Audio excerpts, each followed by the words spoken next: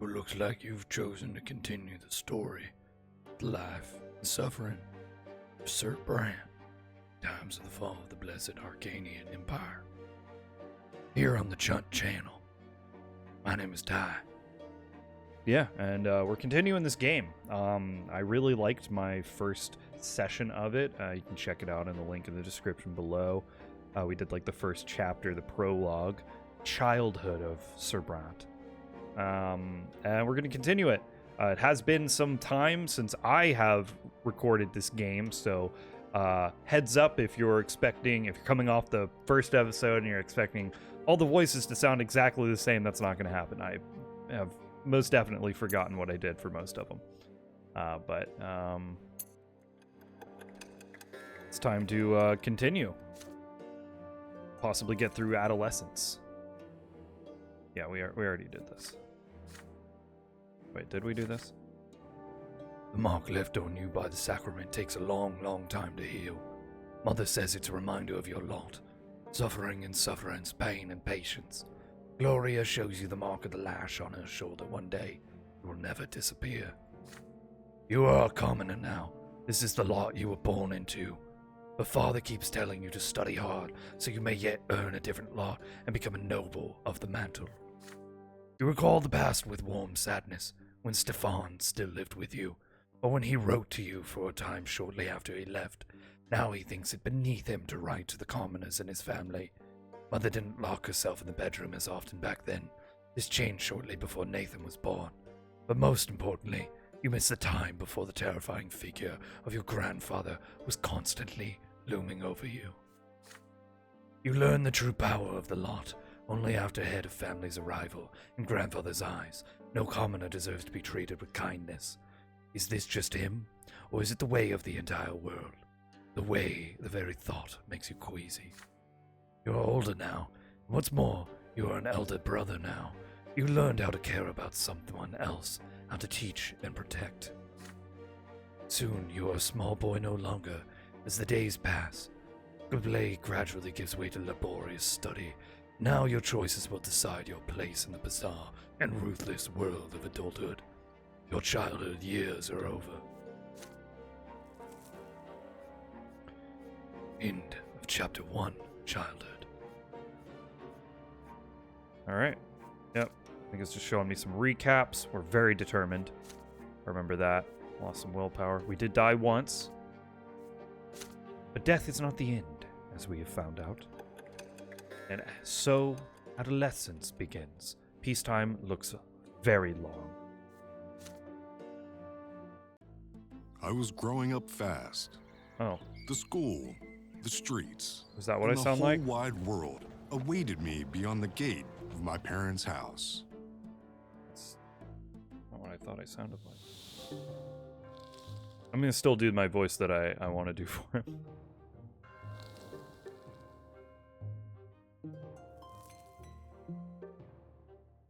Chapter 2, Adolescence. You lived in the world for 8 years now. As you grow older, life grows more complex. The world of your childhood was limited to your house and family, but now the realm is expanding. It also includes your neighborhood, the nearby houses, the streets of ancient city of Entails. A question now looms over you, growing more pressing with each passing year. What will your place be in this vast outside world? Few people in the blessed Arcanian Empire trouble themselves with this question. It's not within a man or woman's power to choose. Their destiny is predetermined by the birth and those who bore them. And yet your peculiar birth was granted you a choice. Your father is a man of nobility, a worthy example in matters of duty and honor. Your mother is a commoner of lowly estate, humility and patience made flesh. And your sky is ablaze day and night with the light of a shining pillar, the beacon of the clergy. Your back bears the mark of a lash. Will you accept the drudgery and suffering that is the lot of this lowborn for your entire life? Or will you follow in the footsteps of your father and your father's father and fight for the right to serve the empire as a noble of the mantle? Perhaps will you follow the twin gods' word and offer spiritual guidance to others? The answer lies out there in the vast, terrifying world. What awaits you beyond the walls of your home? Chapter 2. Let's doing it all again. Events that can happen to Brante family in this chapter. Gloria's secrets, Stefan's disgrace, blood tide, and Nathan's admonition. Events in the personal life of the hero that can happen in this chapter. Matters of the heart, revelation of the tree, Sophia saved. The personal qualities at this age, they determine which choices you take. Nobility, ingenuity, and spirituality. Your inner strength and the number of lesser deaths that have experienced. These qualities will stay with you for your entire life. Deaths once, willpower -5. The sections that open in this chapter. Relations screen is now available. Province screen is now available. Look at this. Map of the Empire screen is now available. Let us continue and begin adolescence. The year is 1126. That's kind of the voice I was going for the narrator and of Brant, so maybe I'll switch back into that voice. The family expects more and more of you to grow up. The teachers and tutors hired by your father keep you on your toes at all time. Your life these days is dedicated to studying for your future, for the future of the Brant family. Your younger brother Nathan keeps growing up too. He can hold a conversation now. You never refuse him when he comes to play, provided you have a bit of free time between your demanding lessons. It is a rainy day today. Father and mother have gone to a ball, and they have left Nathan in your care. You lose track of time over the books in the sitting room, and Nathan goes off alone to splash in the creek. Soon you'll hear his voice begging you to come outside. He is on the porch, sobbing and all covered in dirt. You walk up to him as he continues to bawl. It's all that kid. He pushed me into the ditch and called me names. He said I was a fancy pants fool. I said I could call my brother. He's still there. You'll have to go punish him, slut. Nathan points at a lopsided wooden house further down the street where the poor artisans live. Artisans. You see two boys lingering there on the porch. They are clearly both commoners, but far from poor. One of them is almost as tall as Nathan, and he frowns in a funny way, just like him. The others look almost your age, but he is more broad-shouldered and taller. His name is Tomas. You've heard it before. Yeah, slut, that's him. Nathan points at the younger boy and hides behind your back. Tomas grins and rolls up his sleeves to reveal strong forearms. He must have been helping his father with manual labor for quite some time. But I am well trained in the blade. Listen up, rich boys. We don't give a damn about your friendship. We don't let nobody call our home stinking rat hole. Your little brother earned his ditch dive. Maybe next time he'll dress normal and stop picking fights with people who can throw him in the mud. Your hands clench in a fist before you react. Nathan called their names first. No wonder they did the same. That's how it goes. But pushing your brother into a ditch is too much. Tomas stands tall and confident. He sees no threat in you. You are about to get ready for a fight when you feel a tug on your sleeve. You turn your head to see Nathan, the one who started the whole mess.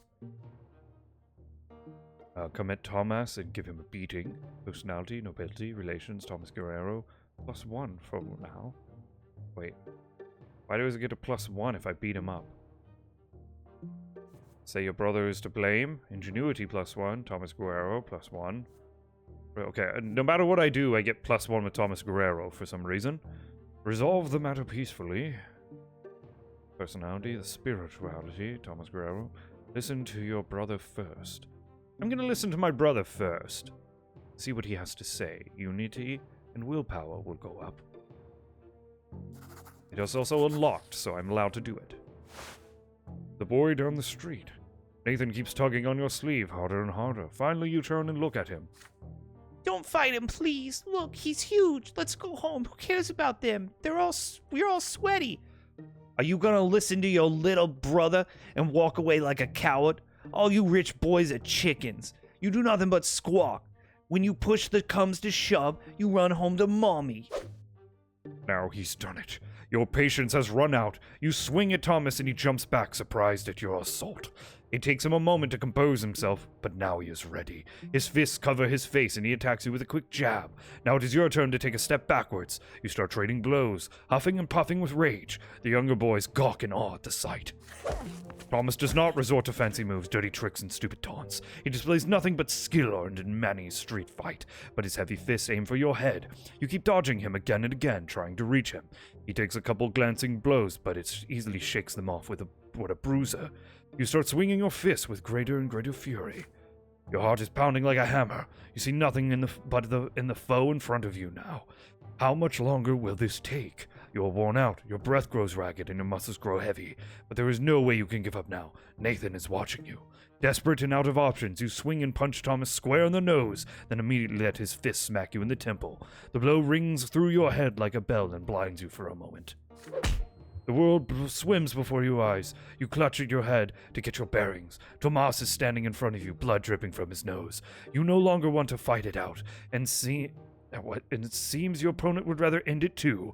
But you keep standing there, eyeing each other angrily. Then suddenly, you hear an angry shout right next to you. An enraged man in craftsman's apron is shaking his fist. Tomas' face contorts in terror right away. It's my father! Run! The punishment for fighting is flogging, and the mere prospect that makes you run like the wind. Tomas sprints in front of you. You dash across the rotten wooden planks of the back alley, up and over a lopsided fence across a giant puddle, and one leap, and then forward into a tall grass. You hide there and stay quiet. You hear no sounds of pursuit. You exchange glances with Tomas and start laughing. His laughter is loud and infectious. Soon he cuts it short and grows sadder.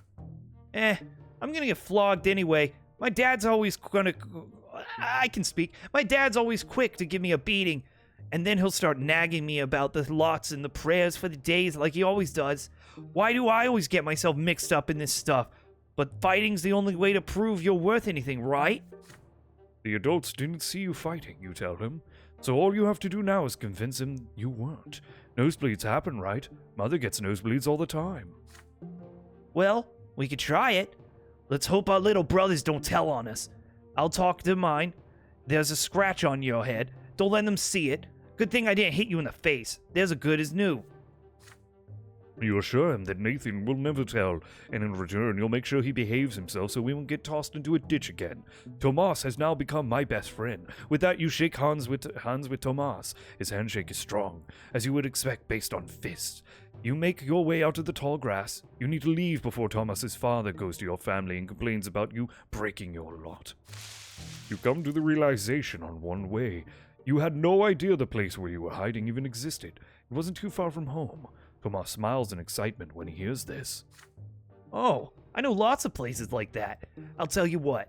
If we get out of this mess today, I'll show you the way to the old fortress wall. It's a perfect place to build your own fort. I dragged a bunch of wooden planks there. Too bad it's no fun to build all alone. My brother never helps. He just gets in the way. You emerge from the muddy back alleys united by a secret only two of you know. It seems you've made a friend today. With Tomas. My new best friend, Tomas Guerrero. First, we must beat the shit out of each other. And then, and only then, can we become best friends. With willpower. Very nice. Met Tomas. Made a friend. Very cool. What is next? Oh, it's been a year. First tick of our little adolescence track. Riders on the road. It is blistering hot today, even for the sun-parched land of Magra. As soon as you are done with the studies, you'll dash outdoors and out of the study room. You and Tomas roll up your shirtless sleeves, but it barely helps. You would gladly go shirtless had you only been in the company of other boys. But there are 3 girls in the yard today. They are doing laundry in a big wash tub, whispering and giggling. If you could, you would gladly keep watching one of them work. One of them? Which one? She has big eyes of deep blue. Her dark hair is braided, and her plain gray dress is mended and patched all over. Her name is Sophia. She throws her head back a little when she laughs. The rays of sun are reflected in her eyes. You, Tomas, and the other boys keep telling silly stories. Anything to make her laugh. You sure love telling tales, slut. Oh, I remember this one time. But then Sophia hears a voice calling her home. She nods to you and runs across the street smiling. Her light steps carry her forward, but her eyes are looking elsewhere. But then a stone on the road catches her foot and she stumbles and falls flat onto the dust. The streets start shaking from the thundering hooves. Riders appear on the road from around the corner. They bear a coat of arms you recognize away, a sable serpent blade upon the field of Vert. It symbolizes Melanidas dynasty, the family of your promise's archduke. The horses dash forward. A lost wooden toy on the road cracks under their hooves. They will not slow down. They are nobles, and the rest must make way for them. Sophia is in their way, just now starting to get back on her feet. Her mother is crying for her desperately from behind the fenced door. You freeze in terror. The riders surely see the girl. Are they not going to stop? Are they going to trample her? In only a few moments, the beautiful girl will be toppled, trampled, and crushed. I must shield her from the horses. You throw yourself blindly into the road, swinging your arms wildly. Dazed by the sound of the thundering hooves, you can see nothing in the dust. For a brief moment, the horses slow down, just long enough for Sophia to get back on her feet and flee the roadside. But then the riders dig into their spurs. Dozens of hooves knock you onto your feet and roll across your body.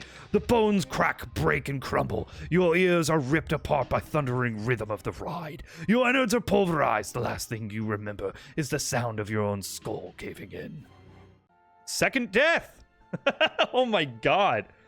Impenetrable darkness surrounds you. You stand alone, bare to your very own essence. It paralyzes you. You have an urge to cover yourself to hide. No one should see you so vulnerable, but you cannot conceal the truth in this place. You are bathed in an unbearably bright light. It has no hint of warmth in it. It is blinding. It leaves no shadows in the entire world. It is the light of the shining pillar itself. In this radiance, you clearly see all your thoughts and doubts, your errors and transgressions, the contradictions that have permeated you since birth. They cover you from head to toe, like rough gray tatters, but they melt away in the light. You are naked. You feel liberated and whole. It is as though all the wounds and cracks in your soul have been healed, making it the way it should be. It is as though the scales have fallen from your eyes. You see the true shapes of things now. There are laws by which the world abides, the grand design that moves life itself. You tread a path that is barely visible in the blinding light, giving shape to everything. In this light, you see the infinite complexity of the world, from the tiniest leaf to the enormity of the empire. And this world maintains its balance by virtue of the law that was embedded in it during the act of creation. Ahead of you, two figures are waiting on the path. They are gigantic, many times taller than a man. The elder holds a lash, the younger a sword. The younger gazes at you sternly, coldly. You kneel obediently before him and lower your head. The god raises his sword above you. This is divine retribution. There is no law without it, nor can there be. Excuse me. Ooh. Every action has consequences. This is what shapes the world, making its very existence possible. In this moment, beneath the gaze of the merciless God, you comprehend the law that binds the entire world together. Which manifestation of law in will you live by? Alright, we've got Empire. Is this not the ultimate manifestation of the law, the great and incredibly sophisticated mode of existence of all people? Lot, your destiny is of your own manifestation of the divine law. Family is the law that has been with you since the day you were born. Your family is a model of the world, the tiny universe, and it belongs to you just as it belongs. Cause, your life's work in this world, and thus your influence, the great law itself, yourself. You are the embodiment of law. You have been made in accordance with the divine design. Against the law, you defy the design of the gods and the law that binds it together. So, I think I want to stay somewhat within the law of the gods. I think the gods are fine. I don't want to defy the gods, but I don't like the patriarchy and the system. I fight the system, but not the gods. I think I'm gonna go with myself. The blade flashes. The youngest sword slashes through the air above your head. You do not deserve your final punishment. The law demands that you continue your life. Your form has not been completely destroyed, nor has that of the world. The younger extends his gigantic hand and shows you the way. You must proceed. The path leads you to the top of the crown of the silver tree, spread wide in the white gleam. The branches are close now. It is time to descend. You are drawn downward into the darkness. The shadows that had disappeared in the blinding glow creep around you and envelop you. This is to be expected, but the purity and clarity of the spirit are still with you. Something is forcing your throat open. Air. It scratches you on the inside. Your soul is filled with struggle again, with the contradictions from which the fabric of this world and you yourself are woven. The divine light that gave you clarity is finding a way with each passing moment. You have to open your eyes. Above you is the dark ceiling of the crypt. You are reborn. This game is so good. I love the writing in it. It's so fascinating. Hold on, I gotta get a drink.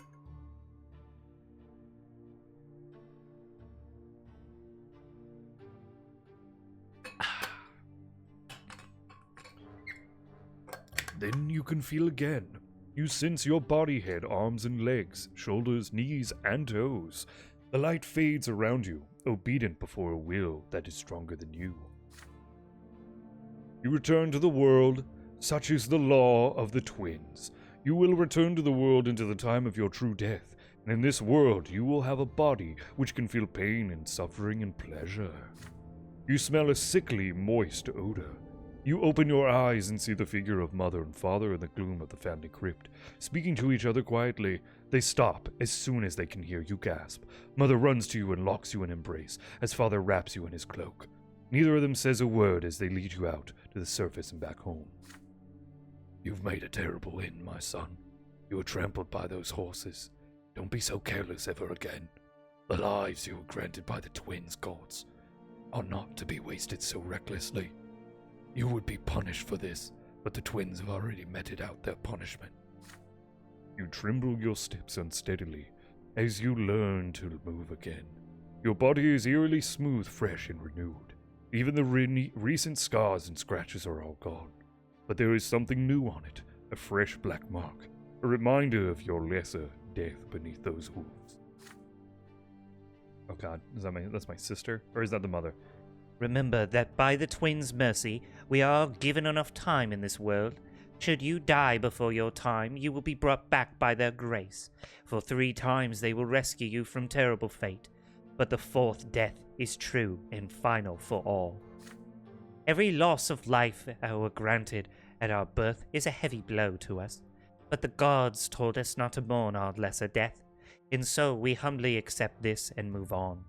See, your body has been reborn anew, with all your wounds healed.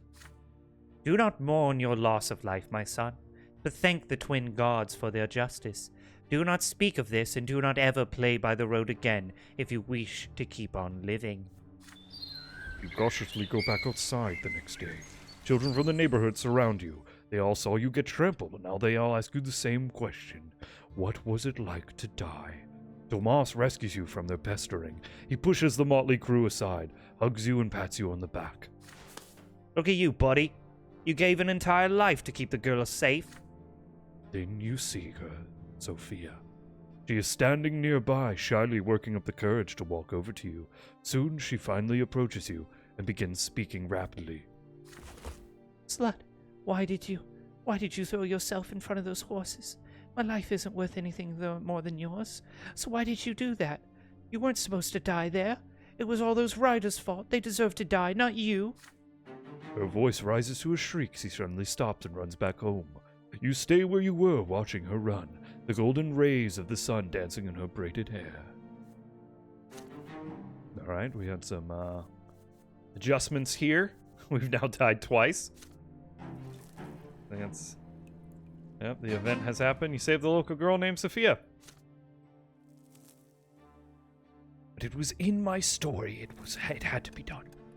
Another little tick. It's gonna be a long episode.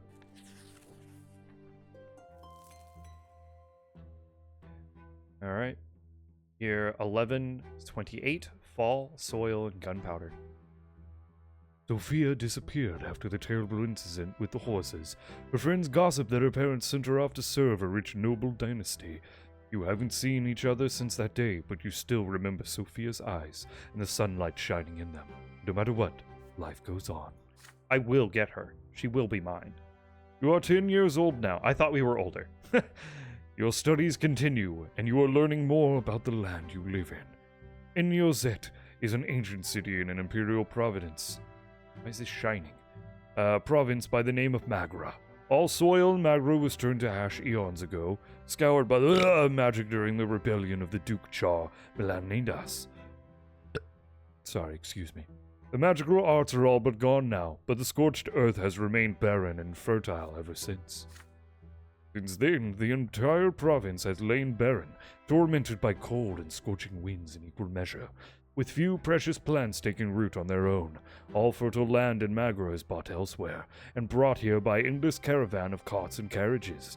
To pay for food and soil, the cities of Magra became skilled in many trades, primarily mining and digging for metals and stone.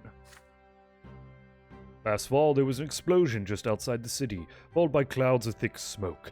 The first such incident frightened the citizens, but then explosions and smoke became an everyday occurrence. Soon everyone grew used to it.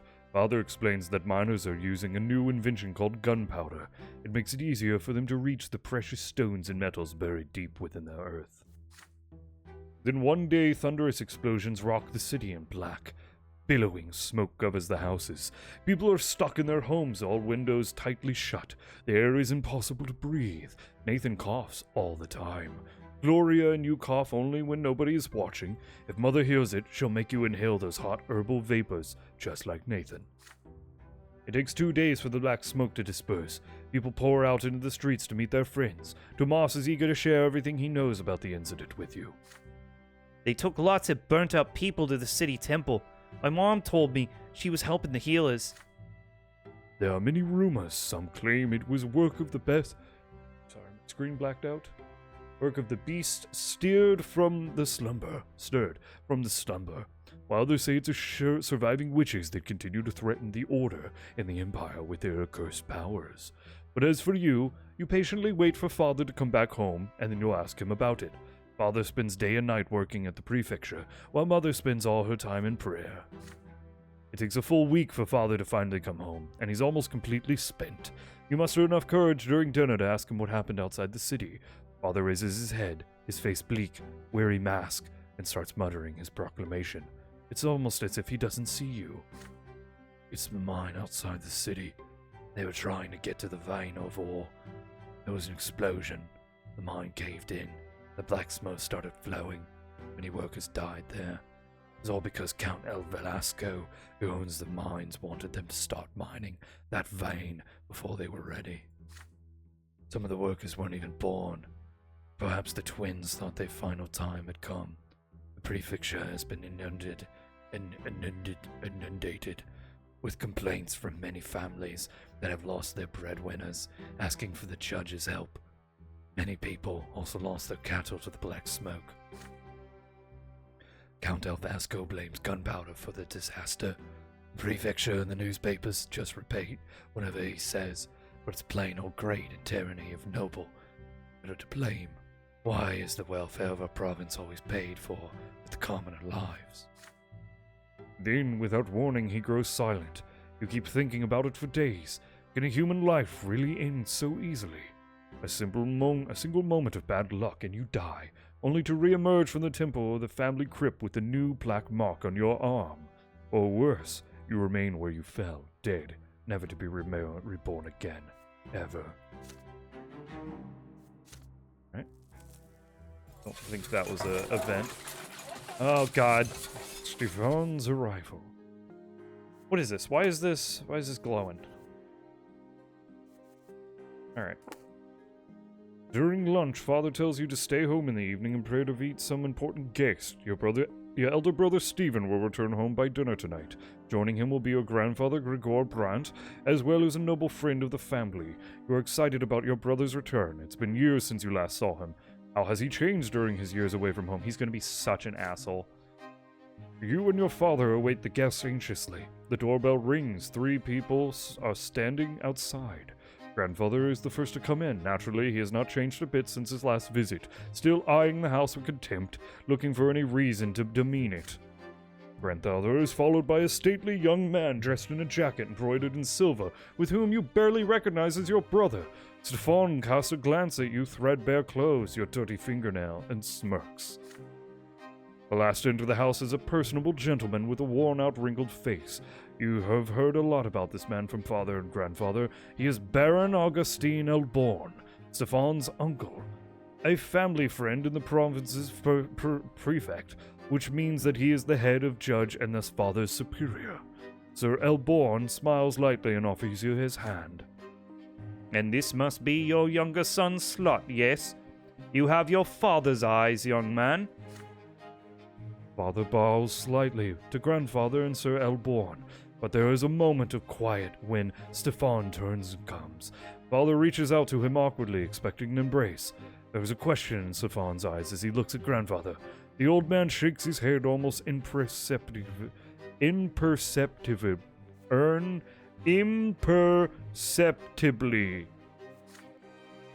We noblemen don't put our emotions on public display, father, not even after lengthy separation. There is no embrace instead. Stefan nods to Father curtly. He responds in kind, his face devoid of emotion. After the greeting, you proceed to the sitting room. Elborn is the first to enter. He kisses Mother's hand and Gloria's too, and tussles Nathan's hair as he sees him hiding by the table. Grandfather acknowledges him with a glum nod. Greetings, Lydia Brante.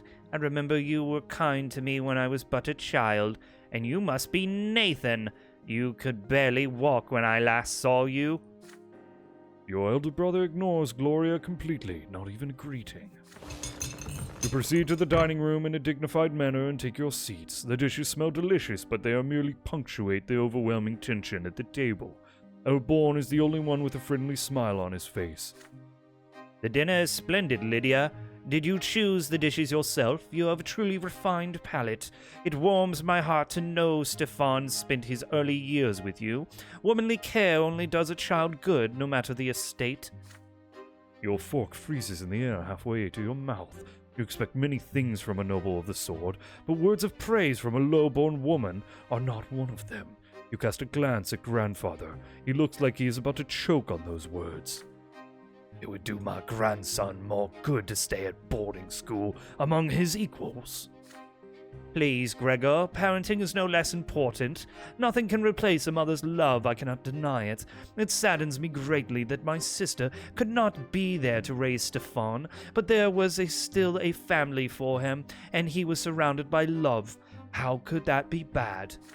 And besides, his father was by his side all the while. A father's example is always the best. After all, Robert earned the judge's rank the same way you did. Your grandson will surely follow in your footsteps, and who knows, perhaps even the younger men of the Brante family will contribute to the... You clumsy low-born cretin! Everybody startled by the sudden outburst.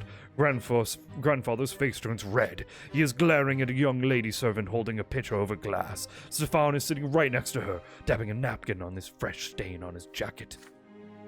Begone this instant! The lady servant runs away, leaving the pitcher on the table by the door. After a quiet moment, Elborn smiles again. It appears the servants have left us, yet dinner is far from over. Worry not, Uncle. These are like the same voices. Worry not, Uncle. There are enough commoners at this table to keep us served with food and drink. Stefan glares at Gloria across the table. She is sitting right next to you. She shrinks down and hunches over her gaze. Father furrows his brow. Mother covers her mouth with trembling hands. Grandfather sneers. Stefan's gaze does not move. The silence lasts far too long. Then she starts to rise from her chair. If the Brante gentleman so wish it. Your hands clench into fist under the table. How can he bring himself to humiliate his own family, his own mother and sister like this? It is all grandfather's doing. Stefan could not bring himself to embrace father without permission, and yet they are noblemen, and they have the right to act this way. If there is any way the dinner can become even more unbearable, you do not want to see it. Insult my brother. That would be personality trait, ingenuity, relations with Steven go down, bad blood, Stephen Brante minus, and Gloria goes up. Make small talk over dinner, nobility +1, I don't want that. Gregor Brante goes up. Fuck Gregor, he can fucking, I want to kill him. Join Gloria in her plight. Willpower +10, it's at 0 right now, and Gloria goes up. Ingenuity or willpower? Is there a way I can see? Representing how quick-witted you are and how... Okay, and then this one is remaining inner strength and readiness for action. You spend it on difficult choices. You know, I think I'll take willpower for some choices. You deliberate for a moment, and then take the napkin off your lap and rise to join Gloria. A moment later, you hear the sound of another chair moving. Your mother joins you. The three of you now refill glasses, serve food, and clear away dirty dishes. Sir Elborn tries to make small talk with father, but in vain, so he focuses attention on grandfather and Stefan. Grandfather is pleased to inform him of Stefan's achievements at the boarding school, especially his exemplary sword-fighting skills. He constantly stresses the importance of your elder brother for the future of the family. You listen to him dispassionately as you continue serving the new dishes to the table. As you wait at the nobleman's table, you, your sister, and your mother never bump into each other. Your labor is impeccable. Grandfather could not have found fault with it even if he tried. Your shoulders are back and aching, but being a manservant inside your own house hurts even more.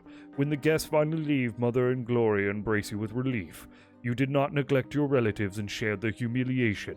The composure that you have shown gave you new strength, +4 affection. And there's that willpower. God, my family sucks. Well, some of my family sucks. This might have to be split into 2 parts. Usually like to keep my episodes of anything really around like an hour. We're already at 37 minutes. So I think I might get to halfway and then save it, and then we'll split Adolescence into 2 parts. A dropped handkerchief. Hot, dry wind sweeps through the city from the barren lands around it. The noble residents of Entails prefer to remain in the chambers, while the commoners huddle in tents or in the shade of the silver tree. You are on an errand right now. Your father wrote a letter to a noble acquaintance, and you are to deliver it. Tomas, the boy down the street, is tagging along. The 2 of you are inseparable now. The errand is an easy one, so you decide to take this opportunity to loiter to the part of Entails where the nobles live. So here you are, in the middle of the city square, resting on the ancient brickwork by the old fountain in the merciful shade of the gargantuan silver tree. Tomas is by your side, lazily slouching on the edge of the fountain's basin. It's a hard life for commoners like you and me. Either you break your back in a workshop day and night, hoping someone will buy your goods someday, or you become a manservant to some noble. You never get a chance to enjoy life. This is our lot. You remind them we work and endure and suffer, but Tomas waves your words away. Yeah, I know that already. Mother keeps drilling that stuff into me. We must be humble. Our strength is patience and persistence. So yeah, I say, but I want to make my fortune no matter what. So how ain't living by my lot, you ask? I ask you. The lots, they ain't easy. Let's take you for example, Brant. Your father's a nobleman. But even if that didn't make you one, just look at your hands. You never had to work as hard as me. But we have the same lot, so we're supposed to suffer the same. Or look at your father. He's a judge. He toils at the prefecture day and night doing his judging. And he's a noble. I've never seen an Arcanian work as hard as he does. You shrug. The Arcadians are a different race. The books say they were born to rule over humans. They are never commoners, always nobles of the sword by birth. They founded the empire after subduing all human kingdoms on the continent. Humans will never be their equals. Arcanians are always better, smarter, stronger. Their skin is noble shade of blue. If the books are to be believed, of course, you have never seen one yourself. Your idle chatter is suddenly interrupted by a rugged-looking guardsman dressed in black and green. He chases you away from the fountain. Excuse me. Common rabble like you have no place here. You have the clattering of hooves and wheels against the cobblestones, and see flags bearing a coat of arms, a sable serpent on a field of vert. It makes you squirm. It is the Archduke's coat of arms, the Melanidas dynasty. The carriage doors open, revealing a young lady in luxurious dress. You cannot look away from her. Those dainty shoulders suggest, but not revealed by the cut of her dress. Her black hair cascading over them, her stately slim silhouette, her pouty limbs and prim nose, and those eyes dark like night sky. The way she moves fluidly, gracefully, and most incredible of all, her skin glows azure blue. She is a masterpiece given life. She is an Arcnean. Octavia Melanda. Clear the way for me. The Melanidas guardsmen work quickly to clear the way of the fountain for the Arcnean lady. God damn it, these words. The searing sun dances on her skin in bizarre patterns. With one elegant motion reveals a handkerchief, then leans over the basin and wipes her head and neck with its cool water. Well, I'll be. That's Octavia Melanides, our Archduke's own daughter. I don't know why I went into anime voice. The Arcnean turns away and proceeds gracefully back through her carriage. You see something slip out of her hand and fall onto the cobblestones right next to you. Her handkerchief! My new wank napkin! It is right there by your feet, intricate craftsmanship, expensive woven fabric, delicately decorated with emerald filigree. Your heart skips a beat. Will you dare draw the beautiful Arcanian's attention in order to return her lost possession?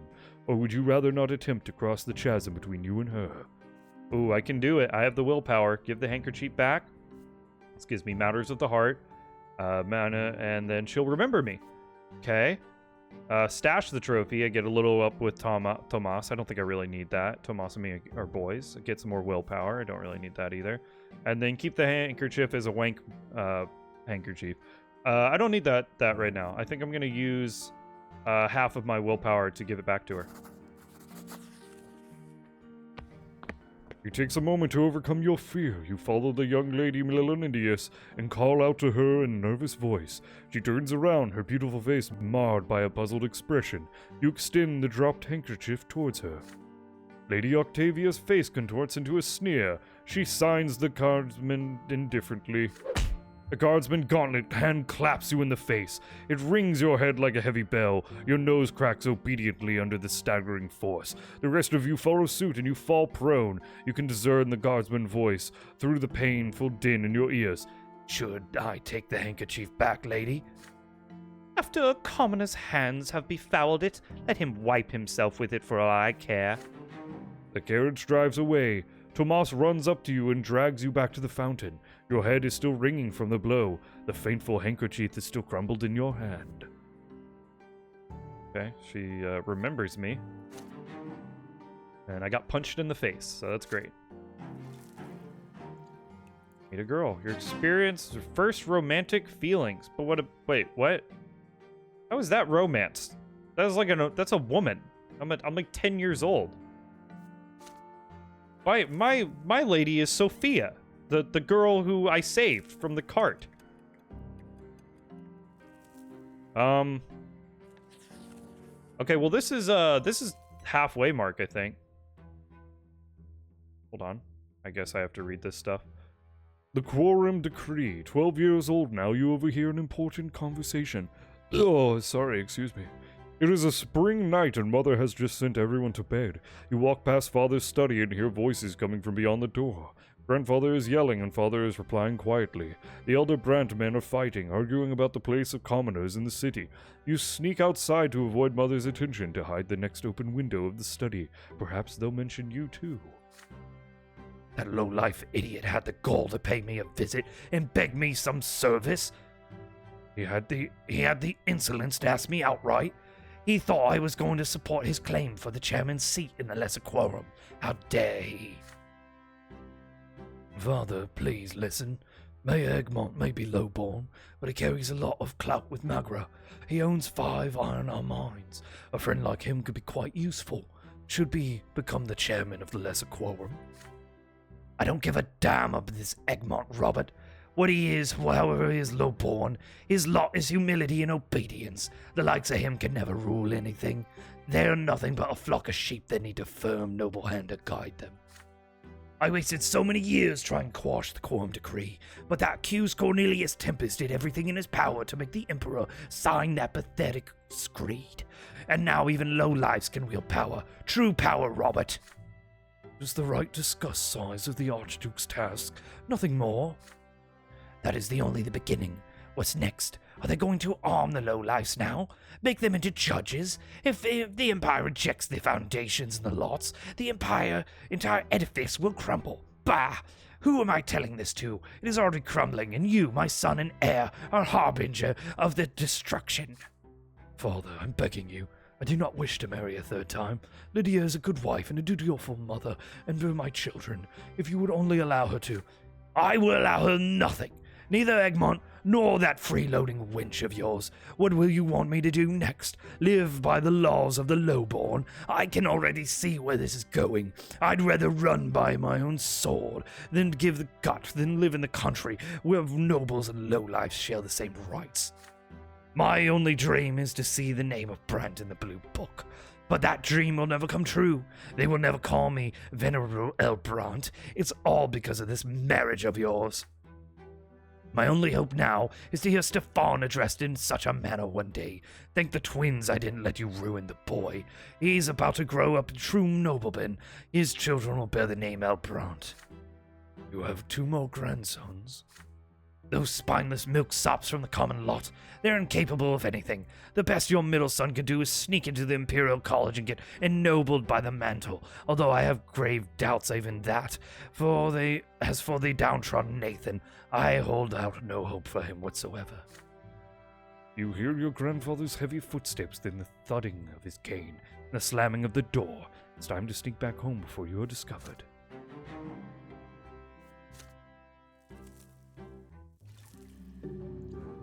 Alright, school begins. You start studying at school of Sir Tibor and begin the Master of Sciences.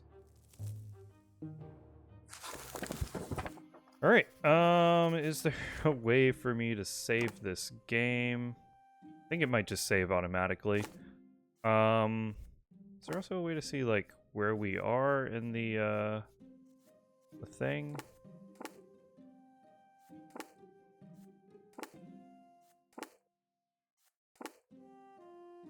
It's not. Or maybe it's up here. No. Okay. Yeah, this game's great. But yeah, it's like a little choose your own adventure novel with some like D&D aspects to it. I love it. This game's great. There was a very long gap between me playing the first episode and this one. Like I said in the beginning, if you'd like to check out the first episode, you can go down the description and see the early childhood of Sir Brante and is Slut Brante. And yeah, if you're watching in the future and I've recorded more of this, there will be all of the episodes in that playlist, so you can go down there and check it out. But this most likely will come to be some kind of non-regular weekly release, just kind of whenever I feel like making an episode for it and continuing the story. But check back every once in a while for it if you are interested in this one. Also head back to the homepage and check out everything we're doing. Recommendations are always Steamos, and the backlogs are great, or the main game that me and Joe are playing currently, which at this point I have no idea if it's still in Stars in Time. But go check out In Stars in Time, our fully voice-acted adventure. That's a very fun time. So hope you enjoyed this addition to the life and suffering of Sir Brante and the Adrian Empire, whatever it's called.